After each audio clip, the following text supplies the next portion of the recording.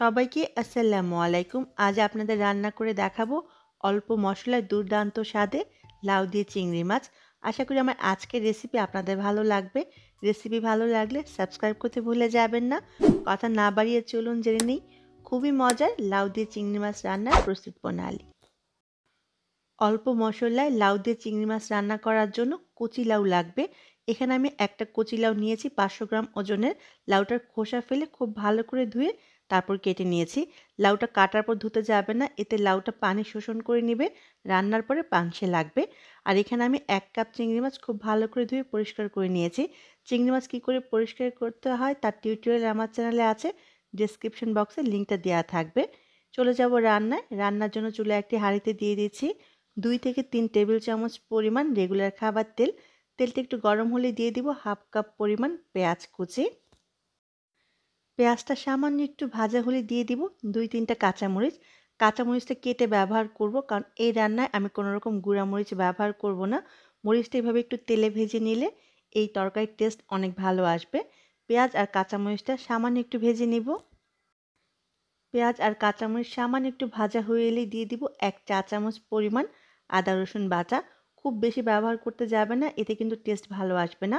এবার খুব ভালো করে কষিয়ে নিব আদা রসুনের কাঁচা গন্ধটা চলে যাওয়া পর্যন্ত। খুব ভালো করে যখন কষানো হবে তখন চিংড়ি মাছগুলো দিয়ে দিব। চুলার আঁচটা মাঝারি আছে। এবার চিংড়ি মাছটাকে আমি সামান্য একটু ভেজে নেব। চিংড়ি মাছটা ভাজতে ভাজতে এর মাঝে আমি গুঁড়া মশলাটা ব্যবহার করব, তবে পরিমাণে খুবই অল্প ব্যবহার করতে হবে। দিয়ে দিচ্ছি 1/2 চা চামচ হলুদের গুঁড়া। মশলাটা কষানোর সময় এখানে কোনো রকম পানি ব্যবহার করা যাবে না। কেন পানি ব্যবহার করা যাবে না আমি একটু পরে জানাচ্ছি। দিয়ে দিলাম স্বাদ অনুযায়ী লবণ। দিয়ে দিয়েছি 1/2 চা চামচ জিরার গুঁড়া। আর কোনো মশলা আমি এখানে ব্যবহার করব না। এবার খুব ভালো করে নেড়ে আমি চিংড়ি মাছটাকে এই মশলার মাঝে কষিয়ে নেব 2 থেকে 3 মিনিটের মতো। চুলার আঁচটা কিন্তু মাঝারি থাকবে।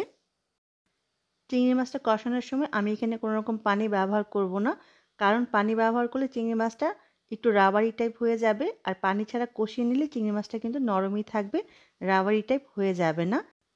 চিংড়ি মাছগুলোকে অনেক সময় নিয়ে কষানো যাবে না। আমি 3 থেকে 4 মিনিটের মতো চিংড়ি মাছটাকে কষিয়ে নিয়েছি। এবার এর মাঝে যে লাউটা কেটে রেখেছিলাম, সে কেটে রাখা লাউটা দিয়ে দিব। লাউটা দেওয়ার পরে খুব ভালো করে নেড়ে মিশিয়ে নিব। আর এই রান্নাটা অবশ্যই কচি লাউ ব্যবহার করবেন। লাউ যদি একেবারে কচি না হয় তাহলে চিংড়ি দিয়ে আরেকটা লাউয়ের রেসিপি আমার চ্যানেলে আছে, ডেসক্রিপশন বক্সে আমি লিঙ্কটা দিয়ে দিব, সেটা আপনারা এক নজর দেখে নেবেন। আমি লাউটাকে ঢেকে দিলাম 5 মিনিটের জন্য। ফিরে এলাম 5 মিনিট পরে। আবারও খুব ভালো করে নেড়ে মিশিয়ে নিব। লাউটা কচি হওয়ার জন্য সিদ্ধ হতে খুব বেশি সময় লাগবে না। খুব ভালো করে নেড়ে মিশানো হয়ে গেলে আমি এর মাঝে পানি ব্যবহার করব। লাউ থেকে কিন্তু অনেকখানি পানি বের হবে, সেজন্য আমি এখানে 1.5 কাপ পানি দিয়ে দিলাম। আবারও খুব ভালো করে নেড়ে মিশিয়ে নিব।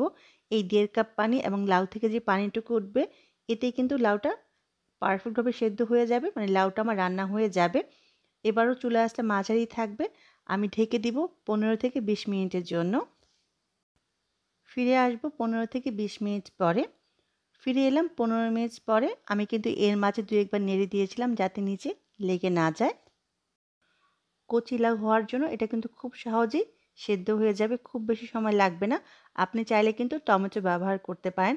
টমেটো ব্যবহার করলে অবশ্যই লাউটা 80% সেদ্ধ করে তারপর টমেটো ব্যবহার করবেন। প্রথমে টমেটো ব্যবহার করলে টমেটোর টকে লাউটা সেদ্ধ হতে চাইবে না। দিয়ে দিব 2 টেবিল চামচের মতো ধনেপাতা কুচি। এই লাউ রান্নায় ধনেপাতা আর কাঁচামরিচটা অবশ্যই ব্যবহার করতে চেষ্টা করবেন, এতে কিন্তু এই লাউয়ের টেস্ট অনেক বেড়ে যাবে। খুব ভালো করে নেড়ে মিশিয়ে আমি ঢেকে দিব 2 মিনিটের জন্য, ধনেপাতার ফ্লেভারটা তরকারিতে আসার জন্য। ফিরে এলাম 2 মিনিট পরে। ব্যাস, খুব সহজেই তৈরি হয়ে গেল খুবই মজার চিংড়ি দিয়ে লাউ তরকারি। অবশ্যই লবণটা চেক করে নেবেন, লবণটা ঠিক আছে কিনা। এরকম একটু ঝোল ঝোল থাকবে। এবার আপনি আপনার পছন্দ মতো পরিবেশন করুন খুবই মজার চিংড়ি দিয়ে লাউ তরকারি। অবশ্যই বাসায় রান্না করবেন আর আমার কমেন্ট বক্সে জানাবেন কেমন হলো। রেসিপি ভালো লাগলে সাবস্ক্রাইব করতে ভুলে যাবেন না। সবাই অনেক ভালো থাকবেন, আমার জন্য দোয়া করবেন। আবারও দেখা হবে সহজ এবং মজার কোনো রেসিপি নিয়ে।